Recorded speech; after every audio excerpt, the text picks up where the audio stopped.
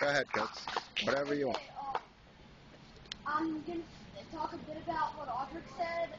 Like he said, no matter how little you are, you can do what you want as long as you know what you're going to do. If, say, who said that they wanted to be a lawyer?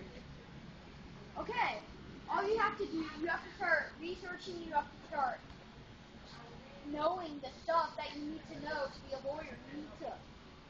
You need to get real nice too. But truthfully, I believe that you can be a lawyer if you really, really try, okay? And all of you, you can do what you want if you want to. If you really try, believe in yourself, push yourself, you can. I'm not the greatest fighter, but if I push myself a bit more, I believe I could be in the state. I could. And I will. I could go up to be a Lance Corporal. I just need to push myself. And that's what I'm going to start doing. I'm going to start pushing myself at extra degrees. You all can do it. You can do it. Do you hear me? Yes. Do you guys hear him? Good job. Good job.